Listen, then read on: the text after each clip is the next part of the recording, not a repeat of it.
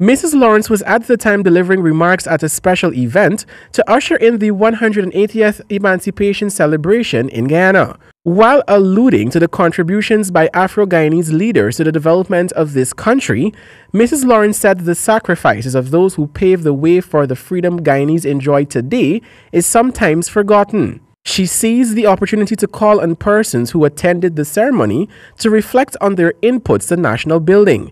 Mrs. Lawrence lamented that in every aspect of life, it is clear that among young people that there is a reduced appreciation of history. I want us to reflect on their input in every facet of life and resolve to take the necessary action to reverse the lamentable situation in which I see our young brothers and sisters of African descent.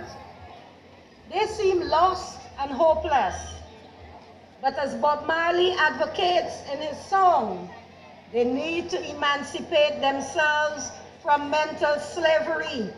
Mrs. Lawrence called on young African Guyanese to start leading more productive lives. She added that while it may seem impossible due to several lingering economic issues, the will to excel must come from within.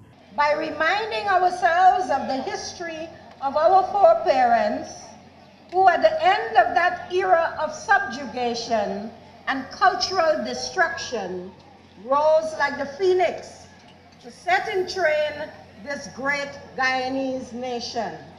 She further pointed out that at the end of slavery, there was a climate of poverty and underdevelopment. She said, nevertheless, leaders of the past broke barriers to build Guyana as one of the most respected nations in the Caribbean.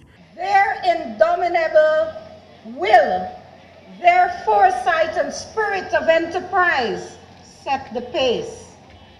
The beginning of the Guyanese nation emerged, generated by the business acumen of our ancestors. Javon Vickery, HGP Nightly News.